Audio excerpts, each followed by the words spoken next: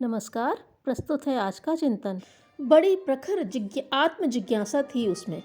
वह जीवन की सार्थकता और सत्य का बोध पाना चाहता था। अपने अंतर्मन की इस अभीप्सा को लिए वह महायोगी श्यामाचरण लाहिड़ी के पास गया।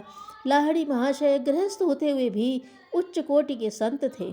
उनकी यौगिक विभूतियों की सुगंध चारों ओर फैली हुई थी।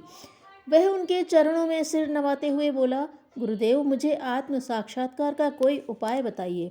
लाहिड़ी महाशय ने उसकी जिज्ञासा को परखते हुए कहा, वत्स, तुम 1 वर्ष तक अमुक मंत्र का जाप एकांत में पूर्ण मौन रहकर करना तथा जाप करते हुए जब वर्ष पूरा हो जाए उस दिन स्नान करके पवित्र होकर मेरे पास आना, तभी मैं तुम्हें आत्म साक्षात्कार का उपाय बता सकूंगा। साधक महायोगी की आज्ञा अनुसार किसी एकांत स्थान में चला गया और 1 वर्ष तक मौन रहकर उनके बताए हुए मंत्र का जप करता रहा। समय पूरा होने पर वह लाहिड़ी महाशय के निवास स्थान की ओर चल दिया। जब संत को साधक के आने का समाचार मिला तो उन्होंने उसकी पात्रता परखनी चाहिए। इस क्रम में उन्होंने पास की सड़क पर झाड़ू लगाने वाले हरिजन महिला से कह दिया कि जब साधक गंगा स्नान करके यहाँ आ जाए और घर में प्रवेश करने लगे तो उसके शरीर पर अपनी झाड़ू से थोड़ा सा कचरा डाल देना। हरिजन महिला ने उनकी बात मानते हुए वैसा ही किया, अर्थात जब साधक घर के मुख्य द्वार की ओर जाने लगा तब उसने झाड़ू से थोड़ा कचरा उनके शरीर पर डाल दिया। कचरा शरीर पर पड़ते ही वह आग बबूला हो गया। हरिजन महिला का व्यवहार उसे नागवार गुजरा। गुस्से में तिलमिलाता हुआ वह उस महिला को मारने के लिए दौड़ा। महिला किसी तरह अपनी जान बचाकर भाग गई। साधक उसे पकड़ नहीं पाया। वह क्रोध में तमतमाता हुआ पुनः गंगा नदी पर स्नान करके वापस लौटा। लाहिड़ी महाशय के समक्ष जाकर उसने प्रणाम करते हुए कहा, गुरुदेव, मैं 1 वर्ष तक आपके बताए हुए मंत्र का जप करता रहा हूँ। अब आप मुझे आत्म साक्षात्कार का उपाय बताइए। महायोगी ने मुस्कुराते हुए कहा, वत्स, अभी तो तुम सर्प के समान क्रोधित होते हो। साधना का पहला पाठ भी अभी याद नहीं हुआ।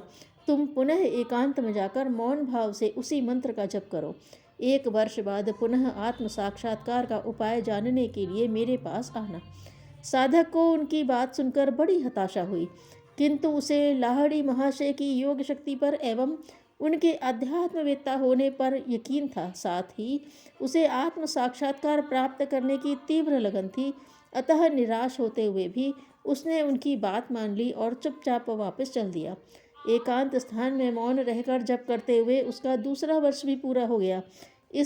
इस बार बड़ी उत्सुकता एवं आतुरता से वह लाहिड़ी महाशय के घर की ओर चला, किंतु महायोगी को तो अभी उसकी और भी परीक्षा लेनी थी। अतः उन्होंने उस हरिजन महिला को फिर से कूड़ा कचरा साधक पर डालने के लिए कह दिया। महिला ने वैसा ही किया, बल्कि अब की बार तो उसने अपनी झाड़ू साधक के पैरों से छुला दी। साधक यह देखकर उसको पिछली बार की तरह मारने तो नहीं दौड़ा, किंतु खीज और चिड़चिड़ाहट उसे भारी हुई और कुछ कटु शब्द उसने उस महिला को कह दिए। इसी के साथ वह पुनः स्नान के लिए चल पड़ा। वापस लौटने पर उसने महायोगी से अपनी प्रार्थना फिर से दोहराई। महायोगी बोले, बेटा, अभी तुम्हें आत्म साक्षात्कार करने की योग्यता पूरी नहीं हुई है। एक बार और जाकर उसी मंत्र का जप 1 वर्ष तक मौन रहकर करो। मुझे आशा है कि इस बार तुम अवश्य सफल होगे। साधक को लाहिड़ी महाशय की बात सुनकर थोड़ा अचरज हुआ, पर अब की बार उसके मन में पहले जैसी निराशा नहीं आई। उसने कोई उत्तर नहीं दिया और मन में कुछ सोचता हुआ शांति से अपने स्थान पर लौट आया। पुनः मौन धारण करके मंत्र का जप करने में तल्लीन हो गया। उसने साधनारत रहते हुए यह तीसरा वर्ष भी पूर्ण किया और गंगा स्नान करके उनके पास जाने के लिए चल दिया। 3 वर्ष तक लगातार एकांत में रहते, मौन व्रत का पालन करते एवं तपस्या करते हुए उसकी आत्मा निर्मल हो गई थी। क्रोध और अभिमान पूर्णतया नष्ट हो चुके थे। साधुता उसकी आत्मा में रम चुकी थी। इस बार भी हरिजन महिला वही थी और उसका कार्य सफाई करने का था। अब की बार तो उसने कचरे से भरी हुई अपनी टोकरी ही साधक पर उड़ेल दी, किंतु साधक इस बार पूर्णतया बदल चुका था। उसने तनिक भी क्रोध किए बिना दोनों हाथ जोड़कर उस हरिजन महिला से कहा, माँ, तुमने मुझ पर बड़ा उपकार किया है। तुम 3 वर्ष से मेरे अंतःकरण में छिपे क्रोध रूपी शत्रु का नाश करने के लिए महान प्रयत्न में लगी रही हो। तुम्हारी इस कृपा के कारण ही मैं उससे मुक्त हो सका हूँ। इस बार जब वह गुरु के समीप पहुंचकर उनके चरणों में नत हुआ तो उन्होंने उसे उठाकर हृदय से लगा लिया और बोले, बेटा, अब तुम आत्म साक्षात्कार का उपाय जानने योग्य हो गए हो।